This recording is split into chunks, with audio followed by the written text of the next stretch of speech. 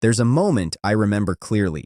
A woman sat across from me in my office, maybe 52 years old, and she said something that stuck with me for years. I feel like I'm watching my life through frosted glass. That line, frosted glass, is why I'm telling you this story today, because what happened to her over the next 12 months changed how I practice medicine, and I think it might change how you think about your own brain. I'm going to call her Margaret. That's not her real name. She's actually a composite of several patients I've treated, because the pattern I'm about to describe is one I've now seen dozens of times. But everything in this story reflects real physiology, real testing, and real outcomes. Let's get into it. The first visit. Margaret came to see me because her daughter made the appointment for her. Not because Margaret thought anything was seriously wrong. She thought she was just getting older. She was a marketing director, sharp for most of her career, the kind of person who used to run meetings from memory without notes. But over about 18 months, she'd started noticing things. She'd walk into a room and forget why. She'd read an email twice and still not absorb it. She'd lose the thread mid-sentence in conversations, not dramatically, just enough that she started apologizing a lot. Sorry, where was I? Her daughter noticed something else too. Margaret seemed tired all the time, even after what looked like a full night's sleep, and she'd started being more irritable, snapping at small things that never used to bother her. When patients like Margaret come in, the first thing I tell them is this: what you're describing is not a diagnosis, it's a signal.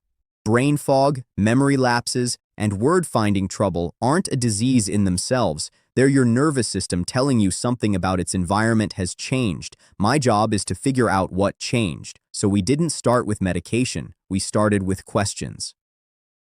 The intake. I spent the better part of an hour just talking to Margaret about her life, not just her symptoms, her days. Here's what I learned. She was sleeping roughly 6 hours a night, and most nights she woke up once or twice. She worked at a job with constant low-grade pressure, back-to-back video calls, an inbox that never emptied. She exercised when she could, which in practice meant a handful of times a month. Her diet was typical of someone busy, convenient, processed, a lot of bread and pasta, not much variety. None of these things on their own are catastrophic, but together they build what I call a cumulative load on the brain. And that's really the core idea I want you to walk away with today. Your brain doesn't usually fail because of one dramatic event. It's rarely a single villain. It's usually the accumulation of small chronic stressors. Poor sleep, unmanaged stress, low movement, and a diet that keeps low-grade inflammation simmering in the background that slowly erodes function over months and years. And here's the part that should give you hope, not fear. Because it builds slowly, it can often be unwound slowly too. The 4 pillars. Before I explain what we did for Margaret, I want to walk you through the 4 things I look at with every single patient who comes in with cognitive complaints, regardless of their age. I think of them as 4 pillars, and in my experience, they matter more than any supplement or specialist test. Pillar 1, sleep. Sleep isn't just rest. During deep sleep, your brain runs a literal cleaning cycle. Cerebrospinal fluid flows through brain tissue and helps clear out metabolic waste that accumulates during the day. Researchers call this the glymphatic system. When sleep is short or fragmented, that clearing process is incomplete, night after night. It's a bit like never fully emptying the trash. Eventually, it piles up. Pillar 2, stress. Chronic stress keeps cortisol elevated for extended periods. Cortisol, in short bursts, is useful. It sharpens focus in an emergency. But when it's chronically elevated, it can affect the hippocampus, the part of the brain heavily involved in forming new memories. This is one of the more consistent findings in stress physiology research. Sustained high cortisol is associated with impaired short-term memory and that foggy feeling patients describe. Pillar 3, movement.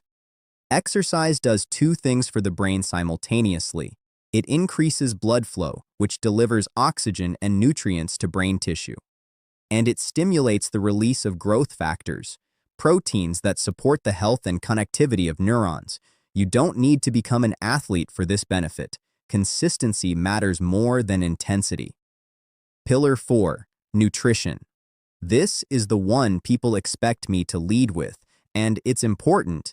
But I want to be careful here, because this is also the area where I see the most fear-based, oversimplified advice. Certain dietary patterns, particularly diets very high in ultra-processed food and added sugar, are associated with more systemic inflammation, and inflammation is increasingly understood to play a role in cognitive decline. But no single food is a villain for every person. What matters more is the overall pattern and whether a particular food seems to affect you specifically, which is something you often have to test rather than assume. I told Margaret all 4 of these things mattered, but I also told her something important. You don't have to fix everything at once. What we actually changed. We picked 2 things to start: sleep and stress. Not because nutrition and movement didn't matter, but because in my experience, if someone is sleep-deprived and chronically stressed, it's very hard for diet and exercise changes to stick or even show benefit.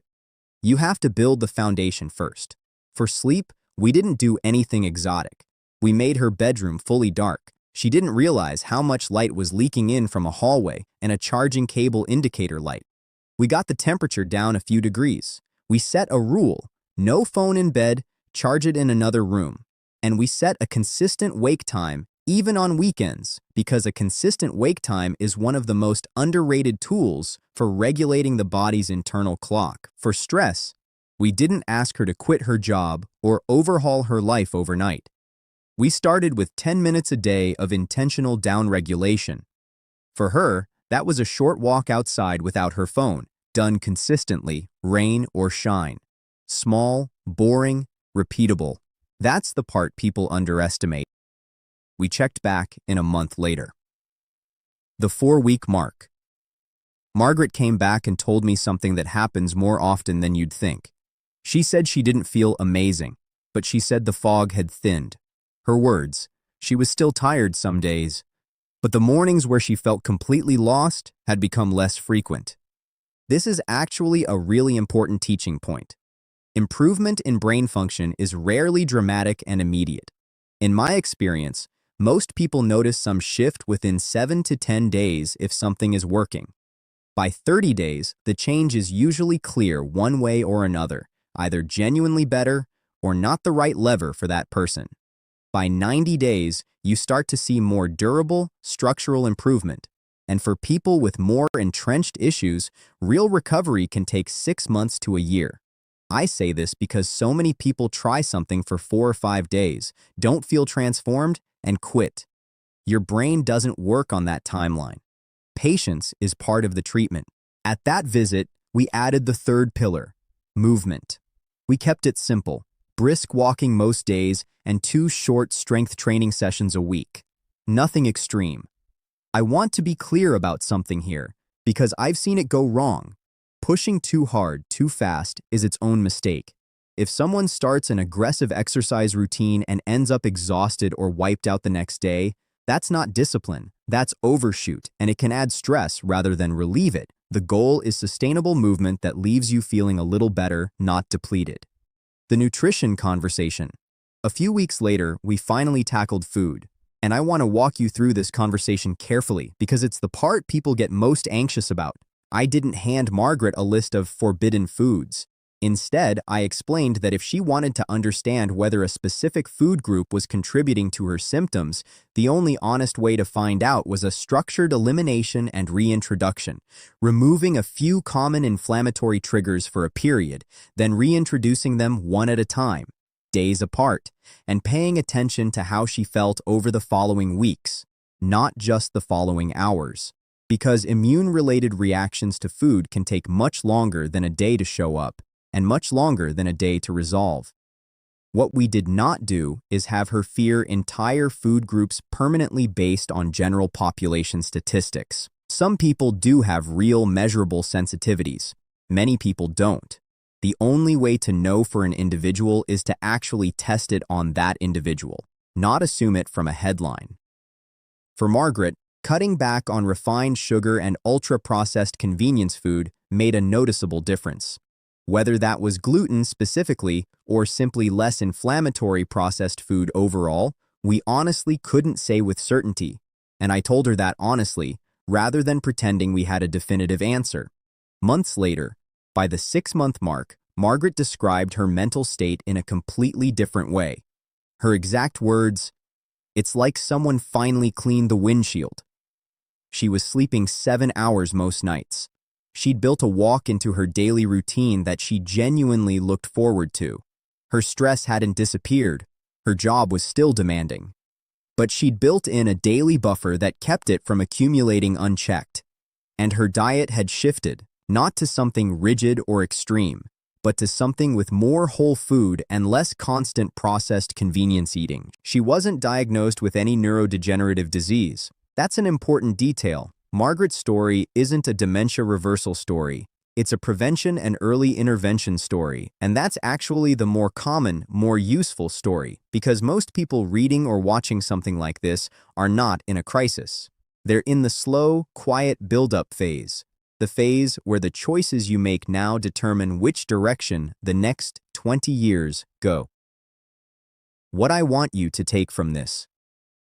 If you remember nothing else from this, remember this. Brain fog and memory lapses are usually not a mystery illness. They're usually the sum of ordinary things: sleep, stress, movement, and diet, running in deficit for long enough that you notice it. The reassuring part is that because it's built from ordinary things, it can usually be addressed with ordinary things too. Not a miracle supplement, not a single forbidden food, not one perfect fasting protocol, a foundation built patiently, one pillar at a time. Start with sleep, then stress, then movement, then nutrition. Give each change at least a few weeks before judging it. And if something feels extreme, if a routine leaves you depleted rather than better, that's a sign to scale back, not push harder.